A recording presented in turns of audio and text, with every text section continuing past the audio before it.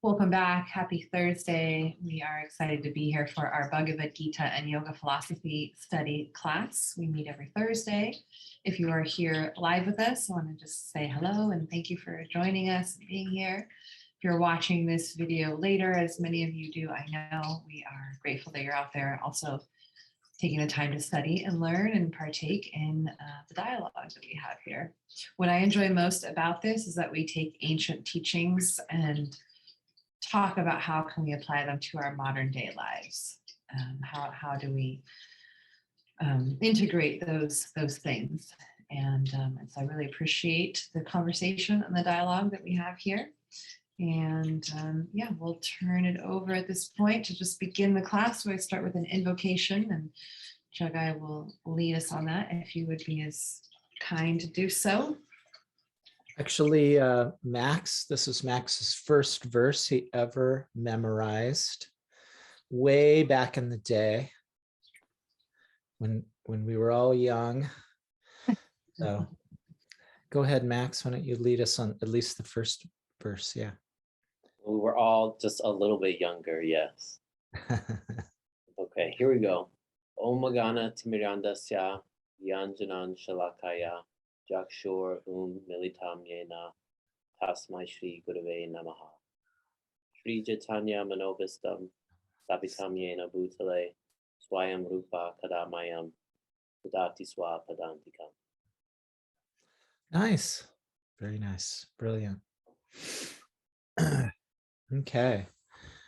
Let's read from chapter 3. We're just going to roll back one verse just because that starts this. If we remember a little recap, text 36, Arjuna says, "O descendant of Vrishni," who's Krishna, "by what is one impelled to sinful acts, even unwilling, as if engaged by force?" Right.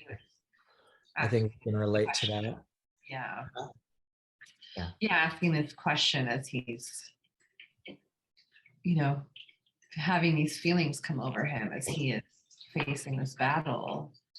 Sometimes, intellectually you understand what's happening, you still feel this energy or emotion moving through you that is impelling you to do something that you logically are like, I know that's not the best choice, but that's what I want to do. Yeah. He's in it. Like basically what he's saying to Krishna is, okay, what you're saying is right. I get it, but I don't want to do it. So why? What is this in me? Yeah. It's interesting. Those sort of human sensations that we have, they're the human experience, right? The soul is embodied and covered in this human machine, computer, whatever system that you want to call it, and it's got its own functionings, and it's controlled and governed by its own material laws. And so yeah, I can relate to Arjuna just in so many ways. Of even sometimes when you make the right decision, you still don't feel good about it. It's like, what is that? Why is that there? But anyways, his question is this reversal of when we know, right? When we know, but we're still impelled, we go against, and in Ayurveda, they call this crimes against wisdom. Pragnya Parad. Pragnya Parad is crimes against wisdom. And it is one of the most common causes of dis-ease that it's what causes the disease and the dis-ease in our life when we go against our wisdom. You and the coffee, yeah, Riley. So this is, there's other causes of disease. First is forgetting our true nature as spirit. We're just disconnected from that. That's the first thing that causes dis-ease. And then there's the unwholesome conjunction of the senses with their objects of affection. So unwholesome conjunction, an unhealthy joining of your senses and the things that they have affection for. Liking, your senses love cake and they have affection for cake. And then you have this unwholesome conjunction, this joining of your senses with the cake, and that's unhealthy. And we that's how we go through our learning experiences. We learn what is unhealthy for us, and we have an unwholesome conjunction, an unwholesome connection. We could even say this about relationships. We only know what is an unwholesome relationship that's not healthy for us when we've been in one. Yeah. And so that's how we learn. That can cause dis-ease, but that's easily corrected. It is when we now do the third cause of disease, which is crimes against wisdom, prajna parad. You know better and you still do it.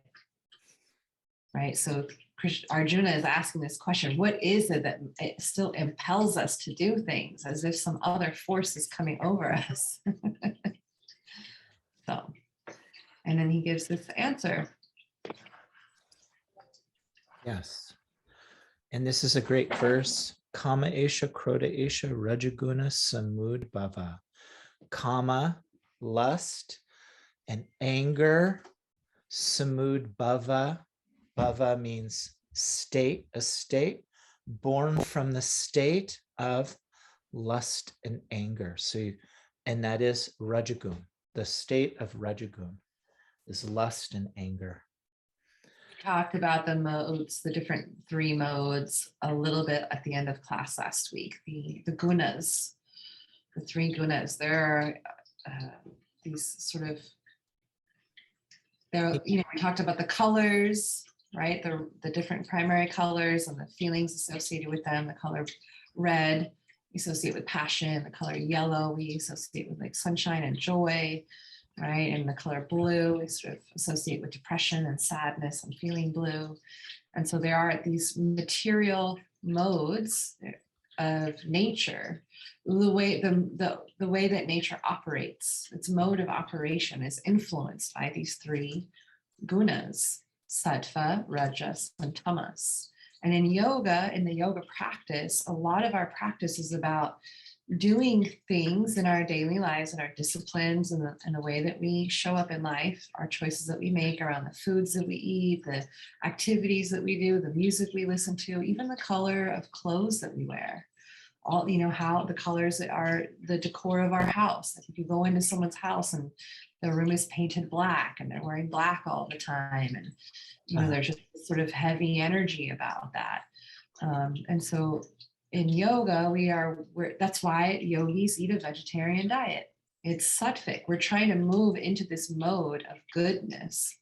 We are influenced by all the gunas, but we want to move towards the guna of goodness. And so I mentioned that passion is this middle mode that can help us go either way. We can have passion that is lust, that takes us down into tamas, which is like really dark emotions. Tamas is, think of like those dark emotions that are just really unhealthy for us. But we can also use the mode of passion to move towards goodness. When we're passionate about our yoga practice, we're passionate about our health and the way that we eat food. We're passionate about our social circle and who we allow ourselves to associate with. So passion, this rajagun, we can ride that wave either way. They're always influencing us. And it's like, these oceans of waves that are coming at us. And we have to learn how to ride each of the waves as they come, but always moving towards goodness as best we can. Welcome, Azrael. Hey, Azrael. So I have a question from this verse. I'll read the English. It says, the Supreme Personality of Godhead said, it is lust only, Arjuna, which is born of contact with the material mode of passion and later transformed into wrath, and which is the all-devouring sinful enemy of the world. And the Sanskrit for that is mahasano, all-devouring. So why would Krishna say that lust is all-devouring? What would that mean? What is it devouring? Your mind, your awareness. Yeah, your It consumes you. Yeah, your good senses, your intelligence, right? Your thoughtfulness.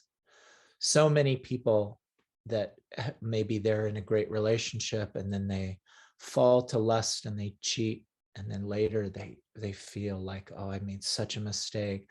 I was so fooled. I was an awful thing I did. Why would I do such a thing? It was so terrible. My actions, I'm kicking myself. Devoured their intelligence, that lust, their their ability to control themselves, right? So like, I'm just going to have one drink tonight. And before the end of the night, you've had 20 drinks and you're thrown up in the street. So why? Because the lust has devoured your intelligence and you lose yourself to your senses. Does that make sense? What do you think about that? I also just think too, like it consumes you in a way where you lose your sense of humanity. Yeah. So lust can show itself in ways outside of sexual activity, lusting after power, lusting after a position, lusting after money, notoriety. And when that element of lust is driving you, it strips away at all your logic, your rationality. Just it's like a disease that eats away at all of that, and you just lose your connection to humanity. You stop seeing others as humans. You start seeing them as objects, and you begin this objectification process. Yeah. Yeah. What do you guys think? Let's hear some comments on the devouring of lust.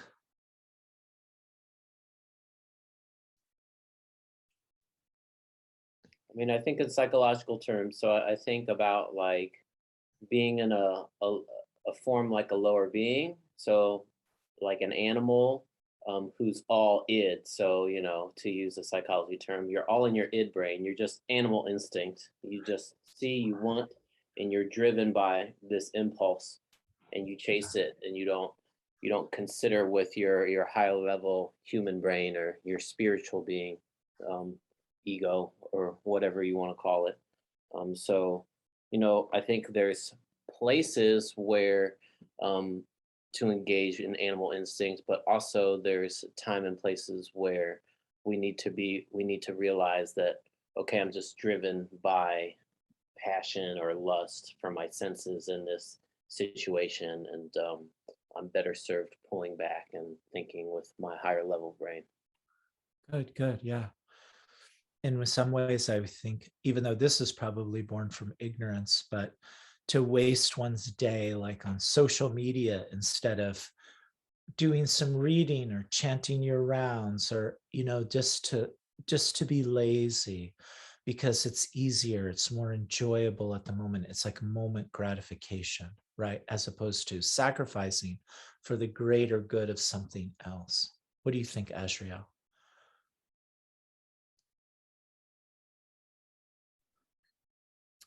Yeah, I mean, I really resonated with the examples that you and Dharma gave of almost like acting on impulse in like this obsessive way, in a sense, where like, yeah, your higher brain, your higher being just kind of like goes away. And it almost reminds me of the expression that you used, Dharma, a couple of, when was it?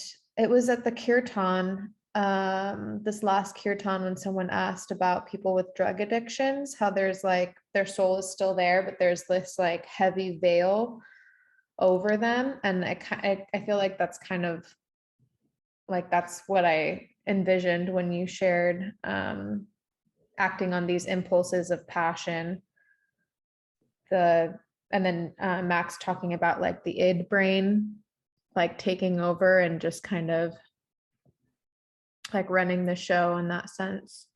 But I have a lot of experience with taking things too far in the past, like drinking more than one drink and, eating sugar. Right now, that's my vice, is sugar. For some reason, my birthday, everybody decided to get me like sweets. So I just, indulged a lot. But Yeah, this is one that's really hard for me too, because there's an aspect of, really wanting to go full in with passion, but that passion can really sway either way. Like you can have passion for your spiritual practices, and that can take you into, sattva, but then you can also have passion for things that aren't so much. So I feel like that's the one that I find myself in more frequently, the most frequently, or I guess more so than tamas. Hmm. And if we remember, Krishna has defined yoga so far as, does anybody remember at this point? Kind of a technical word. Equanimity. Yes, you get a gold star and a smiley sticker. Yoga samatvam, equanimity. And so when lust comes, you're equal. When passion arises, you're equal. When ignorance is coming, you're equal. And so Krishna is really pushing on this point of being equal in the face of all these things. And Arjuna is saying, okay, but what happens when it comes? Why does it come? You're saying be equal, but it comes. And I'm like, So that's basically Arjuna. Yeah, I get it. And you all have said words that I think are important to note that are sort of the progressive layers that lead us to the place of lust, obsessiveness, right? Desire. These are like the pre-stages that if we let that agitate us and we give into it, it just takes us deeper and deeper and deeper until we're in this really place that we call lusty. Like we're like a dog with our tongue hanging out, like just give it to me, but there are stages that we experience before we get there. So learning how to have equanimity when you are feeling really desirous. Oh, okay, I feel this energy coming over me. How can I have like an equanimity about it and recognize that I just have a strong pull in this direction? Because one thing I love about bhakti is that it's about taking all your emotions, taking all your feelings and desires as a human and channeling them into a spiritual path. Like, how do we take that energy, that human energy, and re-spiritualize it, reconnect it back to the spiritual energy? And so, I just hear, Azrael, you're not the first person to ever talk about, I really want to do this. I want to dive in. And it feels so hard. And again, I just want to emphasize, like Jagai has emphasized to me, it just means that you really care about your spiritual life. And so you're going to be okay. Like, just you're doing a good job. But we are really hard on ourselves because it's like, well, I have these feelings, just like Arjuna. I have these feelings though, like this stuff happens. And so remembering, the goal isn't to just be such a sage that you don't feel any of those things. The goal of bhakti is like taking all of that and still using that energy to direct yourself on the wave towards God realization rather than material entanglement. And just to touch on the point what Dharma was saying, you know that you are making advancement in spiritual life when you're struggling. When you're not struggling, you're not making any advancement because you don't care. But if you care, then you're struggling, like, I want to quit this. I want to do this. I want to do my chanting. I want to read more, but and that goes on forever, essentially. Yeah.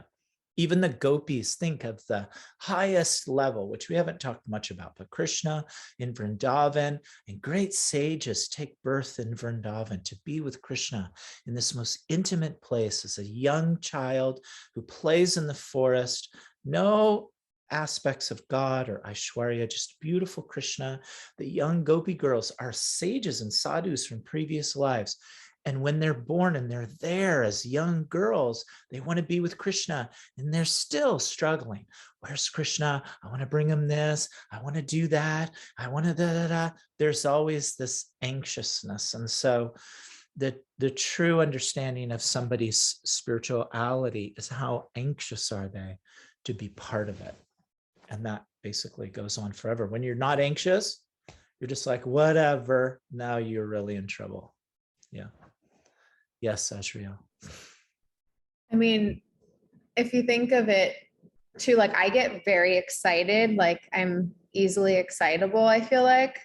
And that is physiologically very similar to anxiety. So, and feeling anxious. So, you know, while I may feel like excited about studying or excited about doing something, it is also a form of anxiety, which is, I'm learning that is a rajas, which is passion, which isn't always necessarily wrong or right or whatever. You know, it can be neutral, but I kind of like that aspect. Like there's a lot of psychology that I've been reading about lately that it's kind of like, it's almost like a trauma response to easily be excited by things. Whereas like, as I'm studying this, I almost start to, and being a trauma response essentially because it's something that like you seek, that your body is seeking to reach that state again, whether it's excited or anxiousness. And so when I hear like staying, you know, in equanimity, yeah, I find that to be rather difficult, especially if it's something, if it's being excited to like learn about the Gita or learn about the Bhagavatam and things like that. So what is your take on that? Well, my take is the take of Rupa Goswami. So these, The nectar of instruction. yeah, so these two were, let's say, accountants for the Nawab Hussain Shah, who was a big, military kind of guy who like was invading Bengal. And at some point, they became really interested in spirituality, like you're saying, through Chaitanya's mission. At some point, they decided, let's give up everything. They had piles of gold. Let's just give it all away. Go to Vrindavan and live under a tree with no change of clothes. So after a whole story, they find themselves as now mendicants. They have no change of clothes.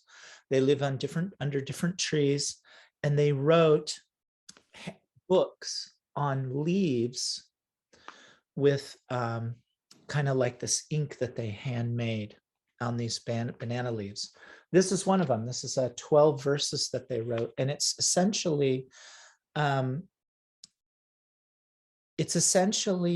like the handbook to bhakti in like 5 verses. Does that make sense? So this is verse 3. I'm just going to read it. There are 6 principles favorable for the execution of pure bhakti or bhakti. So 6 things which are favorable for bhakti. 1, being enthusiastic, which in the Sanskrit is called utsahan, being enthusiastic. And then number 2, endeavoring with confidence, means that you're gonna be enthusiastic. You're gonna struggle. You're gonna sometimes get it, sometimes not, sometimes be a success, sometimes be a failure. But you have enthusiasm, and you know, if I just keep going, I'm gonna reach the goal eventually, right? It's like even going to the gym or doing anything, going to school. Sometimes you get A's, sometimes you get F's. It's just, you just keep going eventually. Being patient with yourself, and endeavoring with and acting according to the principles of blah. The rest of the stuff's not important, but it is important, but not for our conversation. But enthusiasm and endeavoring with confidence and being patient. It's odd that that's what they said is the first 3 principles to bhakti. Being patient, endeavoring with confidence means you're gonna screw up. and having enthusiasm to do it. So it's basically what you're saying. So what you're saying is what they said 500 years ago under a little tree. You're saying the same thing. You're good. And that reminds me of the something that you guys keep reiterating too, of like, sometimes we feel like we're supposed to reach this like absolute state of equanimity, and like, what is that word where you guys like a guru, like, oh, renounce all things material and all of that. And I guess it's like constantly finding this balance of like where I fit into, or where I don't want to speak for everybody else, but where like we kind of fit into this as well, being part of the material world, still having these like modes of, nature that play into our lives constantly and consistently. So yeah, that I'm complete. Thank you for sharing that. Yeah. That with renunciation, I think that people get like totally fouled up with that one, because renunciation absolutely does not mean, and Krishna will say so, and it says in that book, throwing it away. Because even if you have attachment for something, you throw it away, it doesn't mean you've given up the attachment. Oh. And so it's much like you in your current state, you had many things in your life that were so important to you, that you were so attached to, that nowadays you could care less about. Maybe you as a I don't know, a 13-year-old Azrael was into a boy band or something that now you think is just nonsense. And the reason why is because you've grown and matured from that. Mm. Who cares about those things, right? Toys or whatever. And so in the similar way, right, we can make an example of something else, that's Sankhya. Spirituality gives you knowledge, and you start to see the things in your life which you're attached to, and you start to become unattached, but you continue to work with them and use them, knowing well that it's just part of your path. And one of the biggest things is this body, because we think our bodies ourselves, we think it's very beautiful, we think we're going to enjoy so much from it.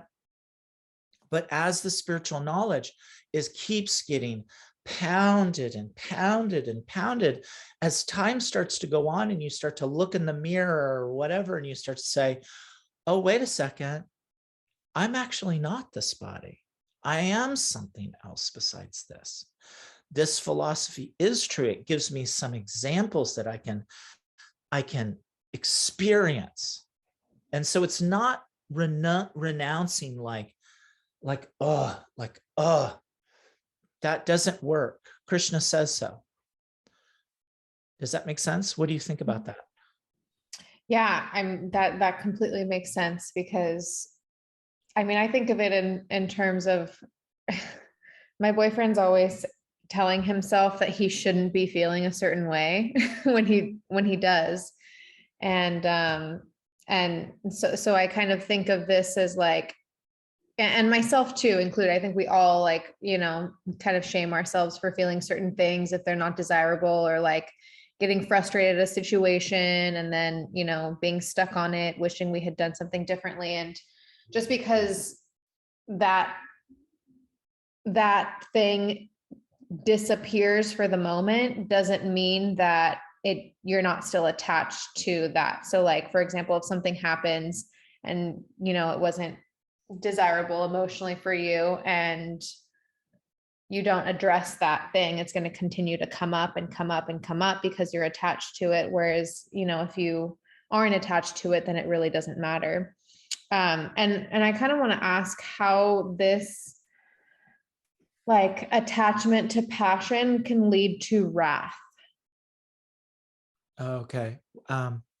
Because that's something that I'm like confused with, especially because of the, yeah. Well, let's take some extreme examples, and then from there we can kind of like get the juice of it and make an understanding. So if I don't know, if you're driving down the road and you've got a big ego, got a big monster truck with a big American flag, and I'm driving and I pull in front of you and I give you the finger, that person has got a big ego. And it's like, you gave me the finger, I'm gonna get out there, and there's a big fight in the street. Okay. So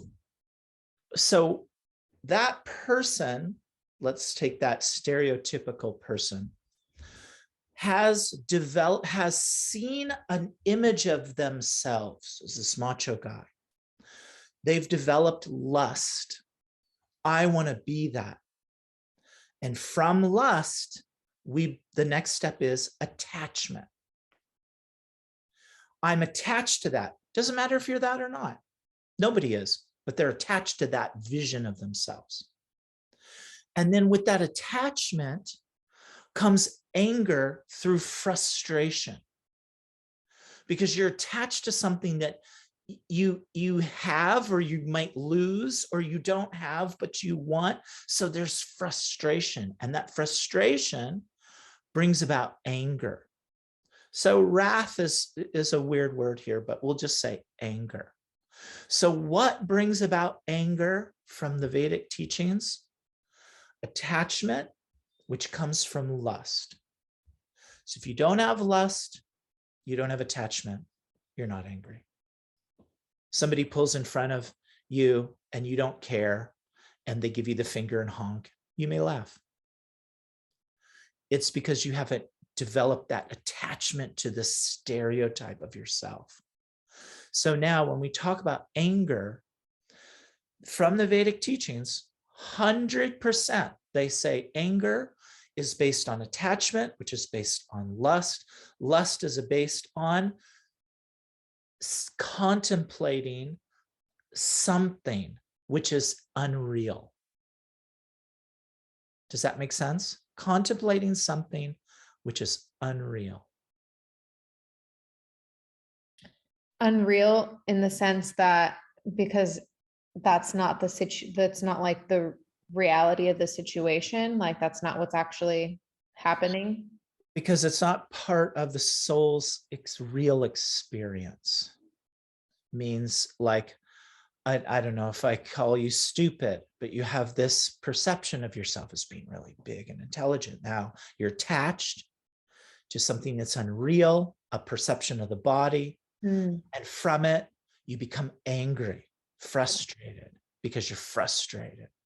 But somebody who, think of like Buddha, you can flip off Buddha. He's not going to get angry at you, because Buddha is not attached.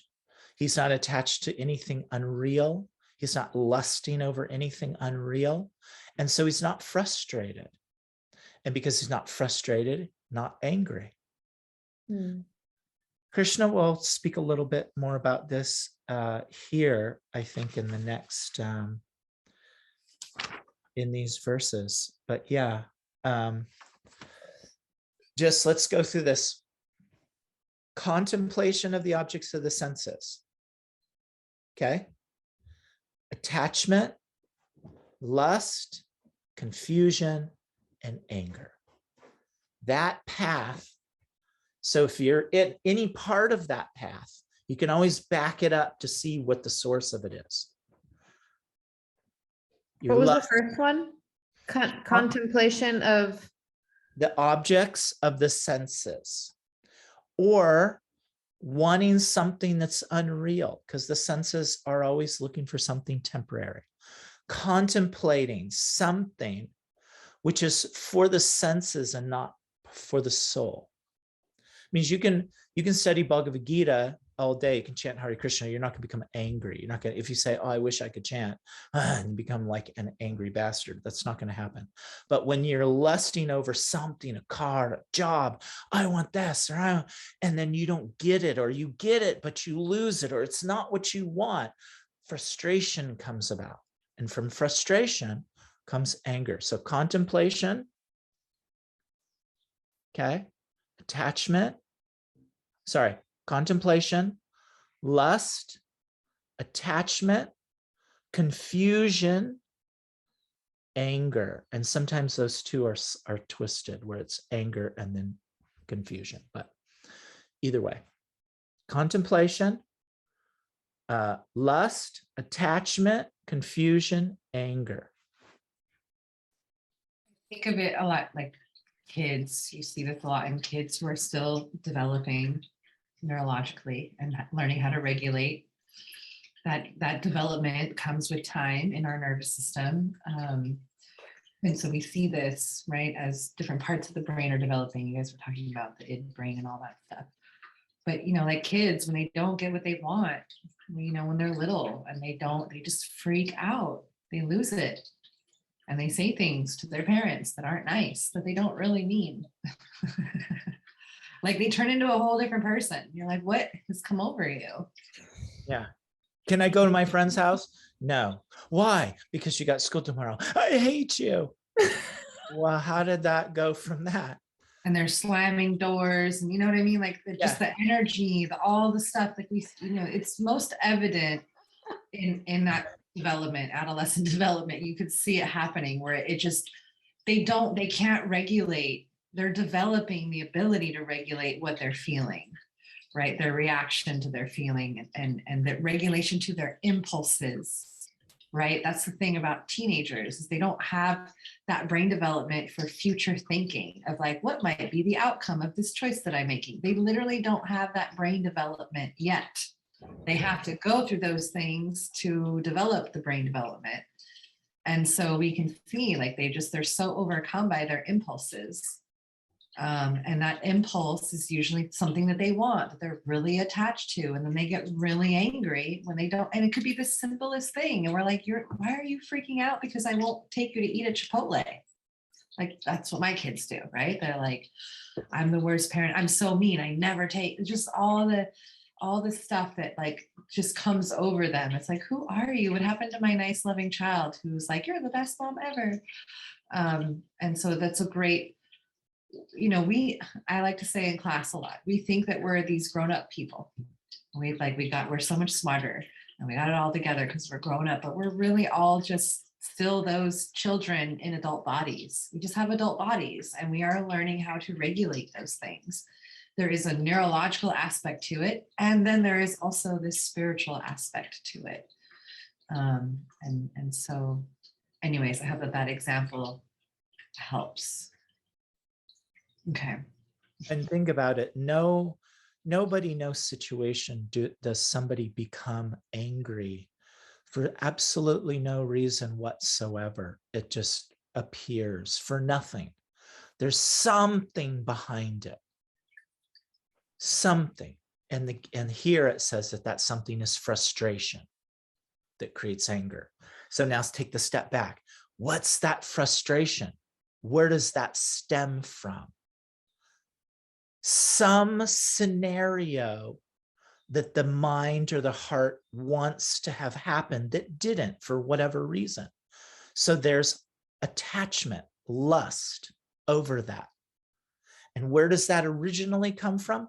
Contemplating something that is unreal.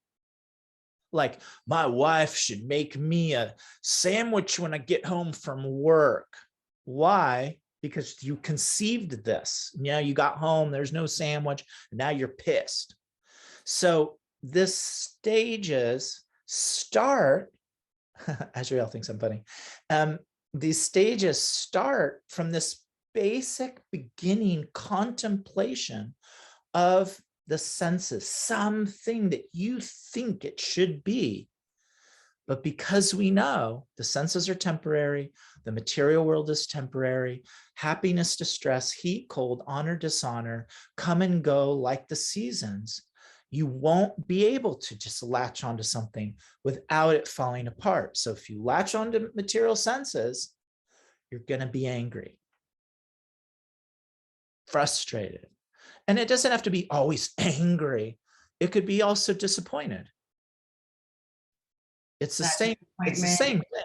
it gives rise to the irritation, the agitation, then the frustration, right? It's like Yeah. layer upon layers. Like, what's the next, you know? And so being able to recognize that we are experiencing these things and not getting so hooked in by them, not being so like literally pulled by the nose like a ox in a cart, like you're, you know, it doesn't have its reins on us. We have a rein on it, even though it sometimes it's harder than others and it may look different. We're not going to look all equanimous every time, but we find a way to have equanimity within it, within ourselves as best we can. Hey, let's keep reading. We hadn't even got through one verse yet.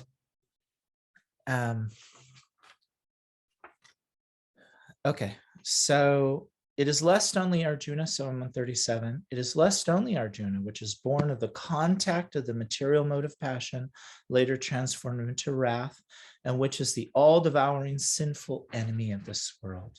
As fire is covered by smoke, as a mirror is covered by dust, or as the embryo is covered by the womb, the living entity is similarly covered by different degrees of lust. And then I'll read this last one. Thus, the wise living entity, pure consciousness, becomes covered by his eternal enemy in the form of lust, which is never satisfied and which burns like fire.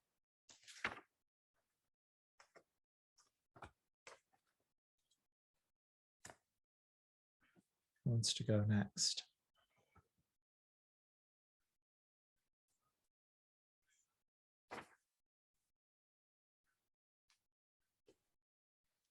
I'm just thinking about never being able to have enough, like the American conquest of money or dollars. Like you make more and then you're not satisfied. You want more.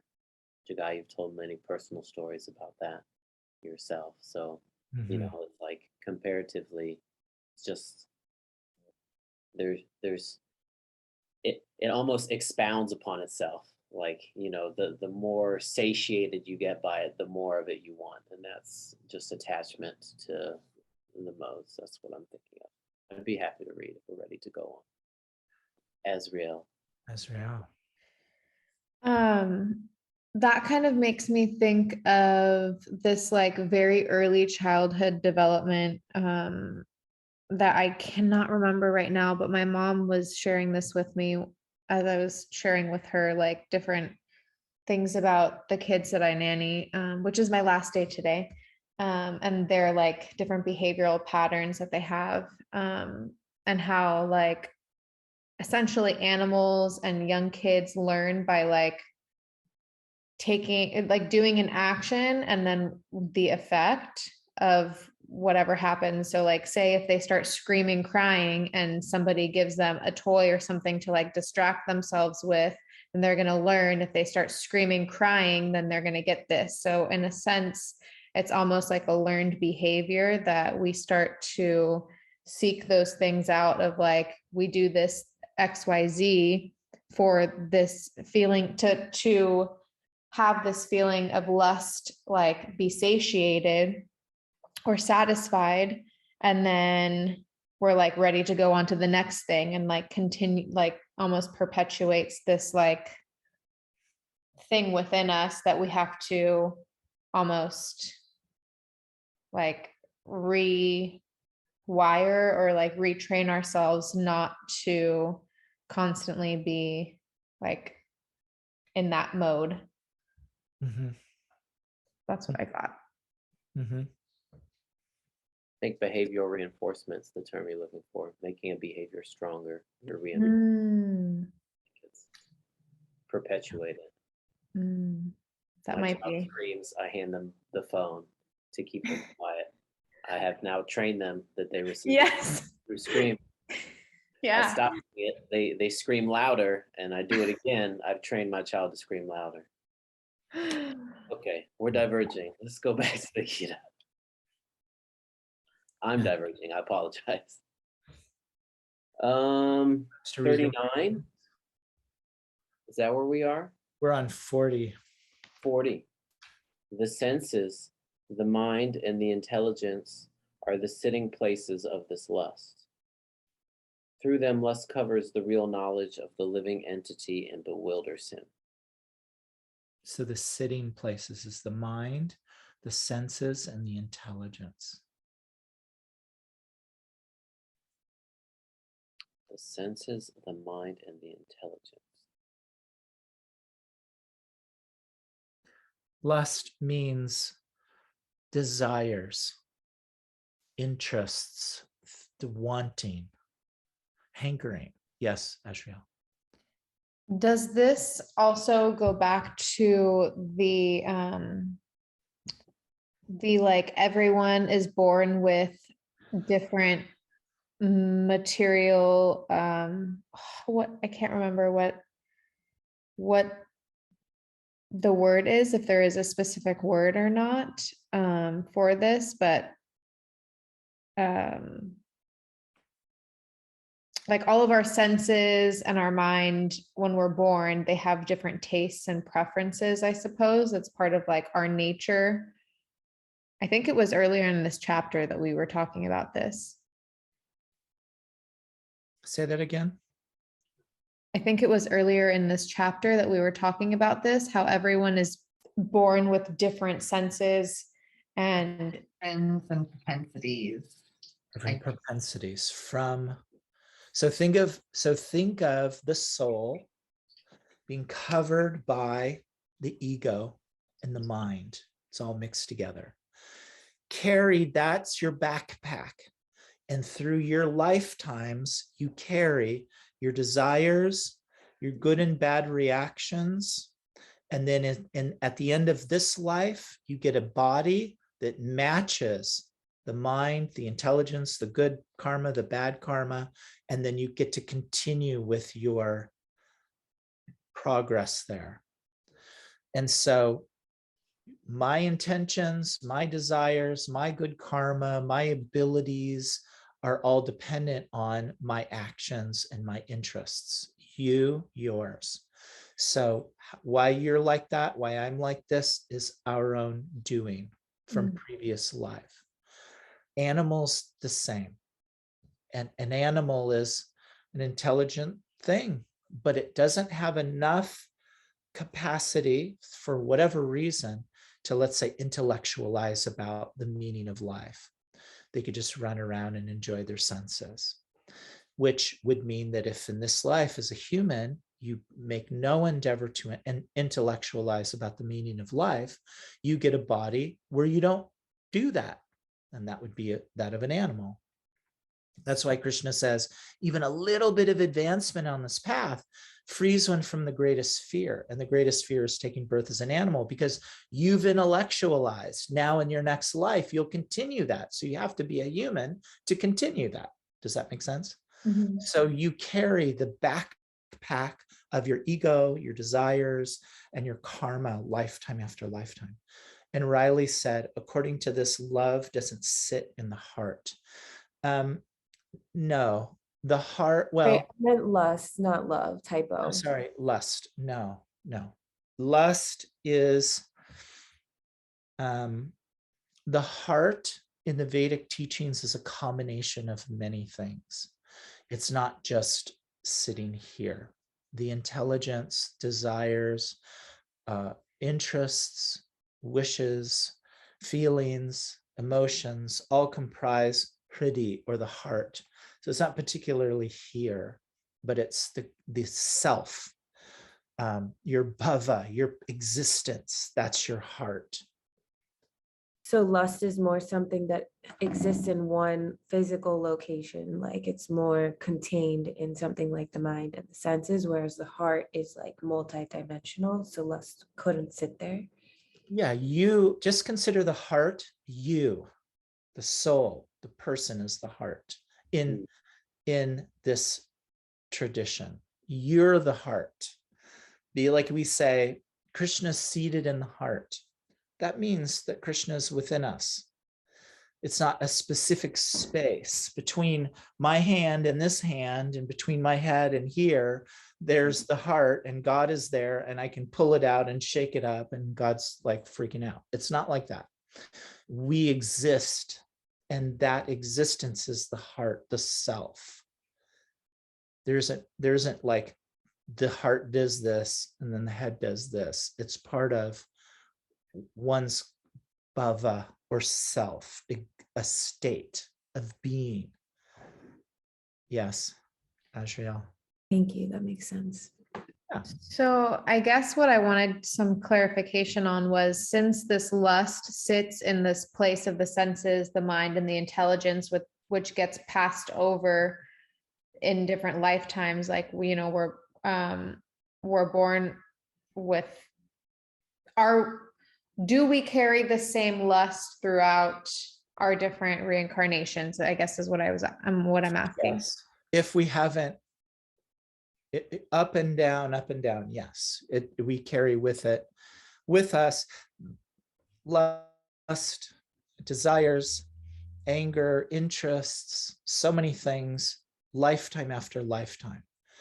And so the goal here is, as Krishna starts to speak to Arjuna, and that is, you can't simply give them up. He says, even if you forcibly stop the senses because you have attachment to them, it doesn't make any difference whatsoever.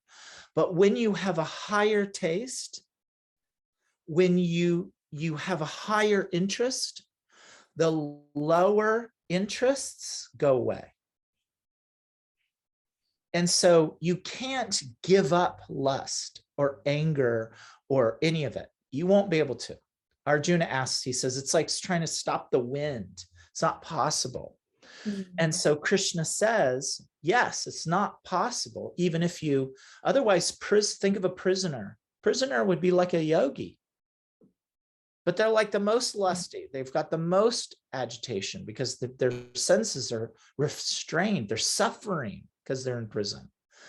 So Krishna says that it's the only way to get freed from it is to redirect it to something that's actually satisfying. And that would be spirituality, Bhagavad Gita study, chanting, sadhu sangha, kirtan, offering food, meditation. And with it, there is a level of, you're not going to be able to do that and at the same time smoke crack. So there is a level of sense restriction, but that sense restriction is so you can practice this, and the whole process is called sadhana. Sadhana is the act of worship, kirtans, talking, studying, chanting, meeting with people, going on holy places. All of that is called sadhana. And so Krishna's saying, you can't stop the mind and senses. So redirect it into your sadhana. And then the result that you become attached to is not frustrating. It's not angry. It's not agitating, because it's true and it will bring peace. Where if you think about, being a big king and fighting this war and having lots of gold and ladies all around, it doesn't happen, you're frustrated. And if it does happen, you're frustrated. So instead, give your heart, give your mind to divinity, engage in sadhana, and then no anger, no frustration, no agitation. Everything is samatvam, steady. Does that make sense? Really well said. And it doesn't mean, it also includes that like you're experiencing some frustration on your spiritual path. And those are based on our material expectations that we should already be farther than where we are. But ultimately, like when you step back in the big picture of it, and you think about your spiritual desires towards this state of existence that you want to be in, this connection with your source, although you may have some agitations, it doesn't make you then agitated at other people. The type of agitation is different than the agitation that just takes over us, that we lose all sense of control with. So we're still moving through those things, but we're moving in a direction that gives us ultimately greater satisfaction, right? When you're frustrated with your spiritual path, would you equate it to how that frustration feels when you are going through something difficult in your romantic life? Like it pulls at you differently, right? The energy around it is different. And so we may still experience symptoms or signs of frustration. I get agitated on my spiritual path, but I have one big picture in my life. I have a greater sense of joy and ease in my life overall, even though I am going through things pertaining to my spiritual life, right? And often those things that are agitating in my spiritual life is because it's all mixed in with the ego and the gunas and my own expectations around things or standards and stuff like that. So, but my point was that agitation is not the same as when I'm agitated because I can't pay my bills and I'm super mad at the system for being as corrupt as it is. And I've been there, like just wanting to be out of like that sort of ruminating and the energy that it cultivates just can take you down one place. But when we're agitated and frustrated or having anxiety around our spiritual life and are we progressing, am I understanding this, there's still a sense of satisfaction underneath that we have, because ultimately we know that goal is attainable, we'll get there, we have some agency over it, as opposed to our material life, which we don't have agency over, really. I mean, we do to some degree, but ultimately we don't. Mhm. Shall we continue on with the reading? How are we feeling with this conversation? Is it helpful? Yeah. Yes, very helpful. Thank you. Okay, we're on 41. Did you read? How many we read? 3? We can go to the next person, I think. Okay. Ashriel or Riley? I can read 41. Yeah. Therefore, O Arjuna, best of the Bharatas, in the very beginning, curb this great symbol of sin or lust by regulating the senses and slay this destroyer of knowledge and self-realization. So at this point, how has Krishna said that you curb lust? By turning your mind over towards your devotion to divinity or your spiritual quest. Excellent. Gold star and smelly sticker. Perfect. You want to read 42? Yeah, sure. The working senses are superior to dull matter. Mind is higher than the senses. Intelligence is still higher than the mind. And he, the soul, is even higher than the intelligence. Okay, so let's think through that one. That's a pretty deep one, because if the senses, the gross senses, the tongue, the eyes, the feelings, is lower than the mind, means the mind is above that, right? Higher than the mind is the intelligence, and higher than the intelligence is the soul.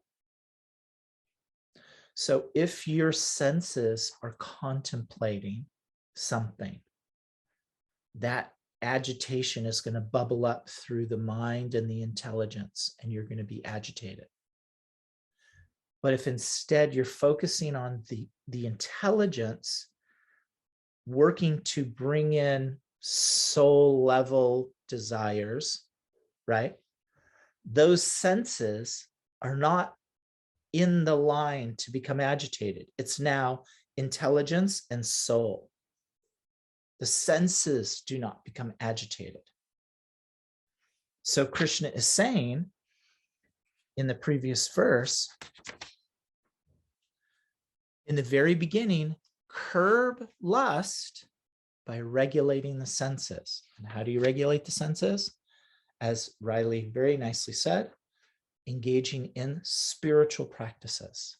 Why? Because it's past the senses and up to the intelligence and the soul. Does that make sense? Did I lose y'all? No, it makes sense. And what Dharma said about having frustration, it's a bit of a different frequency of frustration when you are feeling like I don't know, a roadblock or connection to the outcome of something on your spiritual journey than the type of frustration that you may feel like interpersonally. That helped to contextualize it a lot. Mm-hmm. Mm-hmm. Azrael, you want to read 43? Sure. Thus, knowing oneself to be transcendental to the material senses, mind, and intelligence, O mighty armed Arjuna, one should steady the mind by deliberate spiritual intelligence, and thus by spiritual strength conquer this insatiable enemy known as lust.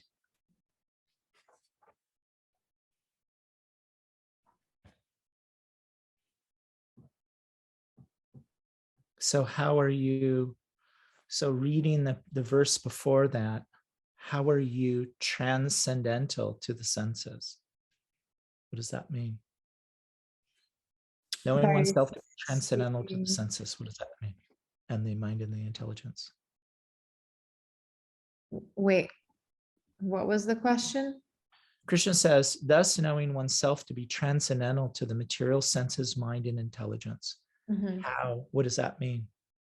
By transcending the senses that are within this physical world and seeking Krishna consciousness. Yeah, So and that you actually are above those things. The mind, intelligence, and senses are like there, you're here. Many people are confused by this. We're confused. We think we are the mind and the intelligence. Who is Jagat? And I think I'm the mind and the intelligence, but I'm actually not.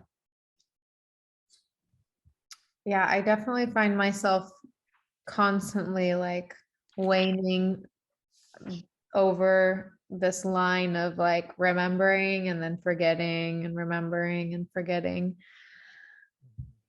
like a dance. You know, sometimes when we are going through difficult things and a friend may counsel you and say something like, you have to be the bigger person here. Like you have to transcend the situation and go beyond your feelings, like go be above it all and like do the right thing. I think on a material level, we understand this sometimes, on like a human level. Like this, I'll use this a lot when we, because I would get this comment to me a lot, like but your Dharma Shakti, like you have to be the bigger person. And so that to me is how I can relate to transcending. Although I have the senses are pulling on me, like I really would love to respond this way. I really would love to behave this way. I would really love to say these words and how I really feel, or not make that, based on principle and logic and all the things, integrity. In the logical mind is like wanting to do whatever, but we have to sometimes go beyond that and be the bigger person, which to me is just our way of saying like coming from your higher self. That higher self is the spirit soul. We know that. And so this idea of transcendence there's a lot of hoopla around it, especially in our like sort of modern new age spiritual world out there. Is like, what does it mean to be transcended? And I think, to be above it all, to not be influenced and swayed by what your lower natures are wanting you to do. And we also have to work through those lower natures.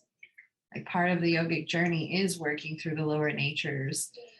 This is where Hatha Yoga really comes into play, of like the lower chakras, which are all more material based, right? Your root chakra is material based. It's based on security, stability, safety. These are all material things. And so we have to work through and satisfy those things, because that's what allows us to be able to access those higher self choices, those higher self aspects that can make the right choices, the transcended choices. Because when we don't have stability, We don't have security. We don't have safety. And it's harder to access that higher self and function from there. And so that's what I love about Krishna's teachings, is it isn't about bypassing all those things and just through your logic, you just renounce everything because it's all not real and it's all an illusion. It's a don't lament. Like that's what people tend to do. And that's, I think, is just a bypassing way of trying to just make ourselves transcendent. But we have to learn, just like a child has to develop. We have to develop spiritually. So we have to go through these things and learn our lessons, and sometimes feed the beast a little bit, and like have those nights where we drink too much, and have those nights where we eat too much, and give into those things, and feel the ramifications of them and the frustration of them, so that we are like, oh yeah, let me not do that again. Let me remember to be my bigger self, my wiser self. That says that didn't serve me really in my growth and my ultimate happiness. And so just this idea of transcendence in the bhakti tradition, it doesn't mean that like, you're floating around and you're some like magical spiritual guru who is, not feeling these things and is so checked out of reality. Like I'm transcended at all. We can get to that place, but I think that realistically for us, it's just transcending those lower natures that pull at us, right? That energetic sort of distribution of that energetic weight gets pulled into the senses. And when we transcend it, it's like we're above it, like Jagai is saying, we're above it, but we see that it's happening and we don't engage in it. And that ability to not engage in it is hard to do with equanimity at first, but over time you do it enough, you have more equanimity about it. Just like a child over time, when it learns, when a parent says, no, I can't have it, if that parent holds that boundary, the child becomes more and more okay with it, even though they're not okay with it. Does that make sense? Yeah. When I was a kid, I remember, yeah, very good, Dharma, excellent. And to go with the question that Riley said, I wanted to just comment on that. Unless somebody else had a comment, I feel like I'm talking a lot, but whatever. When I was a kid, my mother took me to see the movie Jaws in the theater. That's how old I am. And it was terrifying. I thought that when I went home, Jaws was going to smash through the window and eat me. And I didn't sleep all night. And I remember going to the beach thinking Jaws is there and it's going to eat me. I didn't want to swim in the water. I was freaked out. But as I aged, I realized it wasn't true. It was an illusion. I used to love horror films. Now I watch horror films. I don't care. Nothing. I get no terror, nothing. Because I know that it's just nonsense stories. Things don't really happen. These things don't happen. So just like when you're in the movies, you're involved in the movie. You're crying. I just watched a movie the other day. I cried the whole movie. But then at some point, you kind of come out of it. Maybe somebody's talking to you. You go to a friend and you say, oh, isn't that a great movie? Did you see that? Okay. Then you go back into it. Now imagine if you didn't know this part. You thought that, like when I was a kid, that Jaws was real and the whole thing was real. Then you're freaked out. Everything you watch, you think is real. It's really happening. But once you understand, like Riley was saying, to understand the awareness of the higher self, then you can push back, look at it, and that gives you that sense of self, so that when you're in it and you're crying and you're freaking out and life is going on, you still have that ability to step back and look at it and recognize what it is. So it's not that you're always living like this, some people do, but that when you're in it, you have that sense that there's something higher. And that's where our anxieties start to minimize, our anger goes down, our frustration, our attachments, because we have that sense of a higher self, then everything being true absolutely as it appears before our face. Does that make sense? Yeah, you're reminding me of a meditation that my friend led that was guiding people to watch their thoughts as if they were watching a movie. Like when you're meditating, like you're watching your thoughts like they're up on the movie screen. And that creates a sense of distance where you're actually observing and watching. And I think that that is sort of the entry level, super kindergarten beginner's version of like the experience of transcending a little bit, of like being able to watch your thoughts, to watch your emotions, and really have that sense about you of, oh wow, I'm really triggered by this situation. You're feeling the triggering, but you're watching it rather than being in the movie, or like Jagai was saying, all caught up in the movie. But you're able to see. So I personally feel like transcendence, there are levels and layers to it, and we may have small glimpses and experiences of it as we're practicing and we're meditating and we're doing our yoga and we're doing all these disciplines. You may have moments where you see you're watching the thing happen and you're not so entangled in it, right? So that separation, to transcend, to be sort of beyond it while simultaneously being the one experiencing it. Yeah, movie is a good analogy, but if you're, I'm sorry, Dharma. yeah, no, I was just expanding. If you're having those experiences of just when you are feeling agitated, practicing the watching of it instead of being all ensnarled in it. And some things you'll catch quicker and some things you won't catch till after it's all said and done. And you'll be like, wow, I really got hooked in by that thing. It depends on what it is and how much you've worked with those patterns, those samskaras. But learning to just be that observer. That's why I think, yoga practice, asana practice is so powerful, because it helps us develop awareness. Even though it seems like it starts with something so material like the body, it really helps us develop the ability to watch and to be aware and to observe and feel sensations and notice how we're reacting to them, and notice that there's a part of us that doesn't have to get all caught up in it, even though we're in the experience of it. We can sort of be beyond it a little bit. Go ahead, Riley. I think that the movie thing really helped me to understand the difference between like transcending and being, like you said, hooked in it, because I think we kind of like spiral, like go back to sleep and wake up, like Adriel was saying, like the waves. And when I think of it as like spiraling upward, you come back to the same spot, like on the spiral, but from a higher vantage point.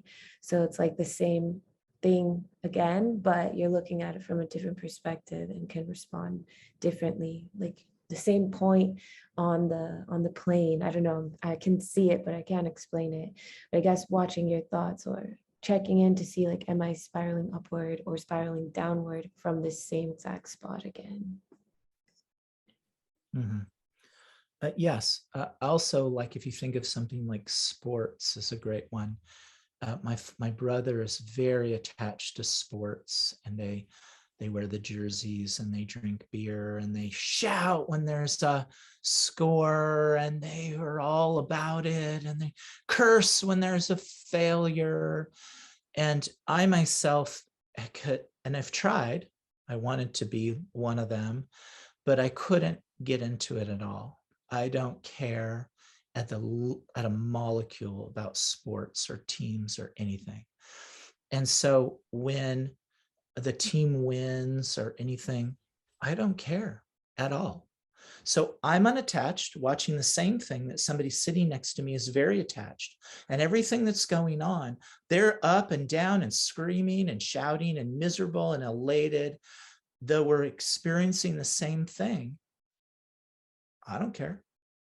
They're totally attached. So it's a matter of that mental attachment to a scenario, an experience. If they win, I will be awesome. But I don't think that. So win or lose means nothing to me. And so in our world, there's so many things. We should look at our own lives and say, What is our sports that we're so attached to that up and down, we become elated or miserable when that thing, which is not actually us, is either up or down. Our car, our person, you gain 10 pounds, so many things that we can be totally miserable over when it has really nothing to do with us, or elated. Krishna says, up or down. I love this. And it was a great analogy about the sports game, because I was already thinking of sort of a sports analogy too. Like my son plays baseball, and he gets real, like if their team's doing great, they're super excited, they're on top of the world. And if they start losing, like you just see it messes with their head, and they really lose the game when that happens. And so like hearing your analogy about being like watching a sports game, I'm also just thinking of like a whole elevated level of transcendence where you can also be there and be a part of it and be cheering and be, oh darn, you missed that, and still be involved and participating like this, but you're also still not attached. You walk away and it's done. And you're not going to get aggressive. You're not going to get overly excited where you're putting somebody else down, but you can still participate in those things this what looks like being involved and caring and participating in life's activities. But also you can walk away. Like when I leave the games, I'm not bummed out either way, whether they win or lose. I'm concerned about my son and his mood, but I'm like, hey, that was a good game. You win some, you lose some. Oh, you won that game. Great job. And I can cheer him on and be there and be bummed out when he makes a bad play. But I walk away without the disturbances that come from all that up and down, because I'm not as attached to the outcome of the game as he is, my son, right? And so I think sometimes there's this misconception too that transcendence means that you're just what I would call really blasé about life. You're just, you don't act like you care because you're so transcended. But I think real true transcendence, or the pinnacle state of transcendence, is when you are still involved and you still care. You still show up to life with a caring heart about things, but you aren't attached to the outcome. And so you're not so disturbed of whatever the outcome is or isn't. Right. Well, with that being said, and to go on that point, I had a friend of mine who was a Swami who took sannyas, and he said, if you're actually transcendental to your actions, then you engage in your actions more than other people because you're doing it for Krishna. So when you engage in your work, you're the best employee because it's for Krishna. Or when you're at home with your family, you're the best dad because you're fully there, not for your mind and senses, but to please divinity. And so it's all ecstatic. Whatever happens, you're the best of all the things, if that's your consciousness. So, and he was saying, a true sannyasi is one who engages all the things in divinity. So you may look like you're fully like a stoked out materialist in the material world, but truly you're the highest transcendentalist. Does that make sense? It does. I think it gets so tricky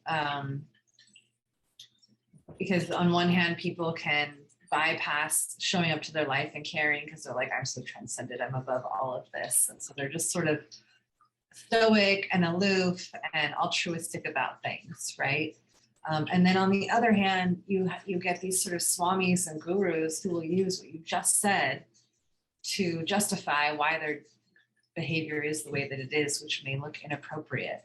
And so it gets for me anyways, it gets tricky, but all I can do is live my own experience and do the best I can to be all in without attachment to the results, to be excited about life because it's amazing to be here, but also to hold that idea that it's temporary and I'm not in control of it. Like it's, to me, this idea of overcoming duality isn't the idea that we live in a dual world and that's all illusion, but overcoming duality is understanding how it all, like, it works together.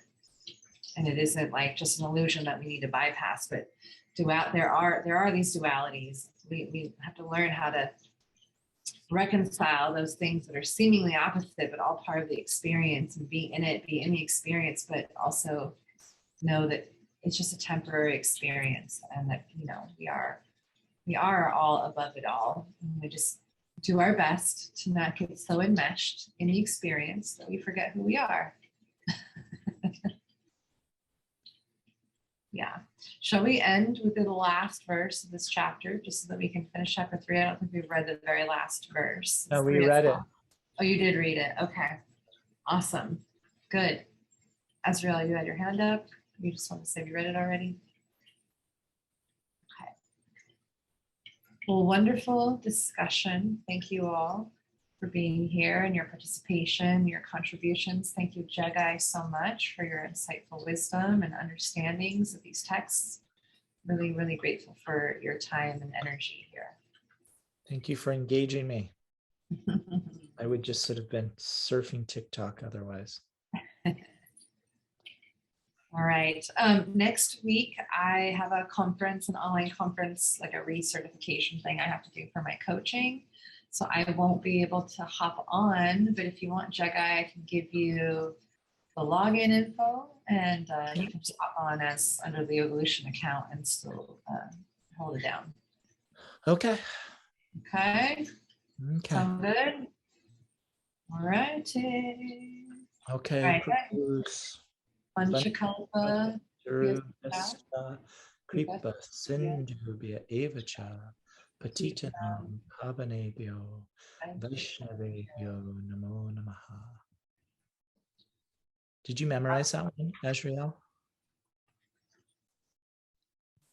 That's the next one that I've been working on. So Oh, I memorized the first like little chunk, and I'm working on the other ones. nice. Just so you know, it took me a long time to memorize some of these things.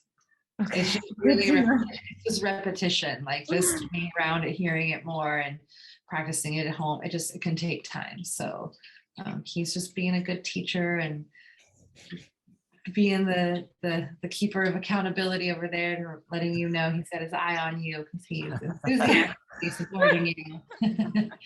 But it does take time. It does take time. So repetition is good.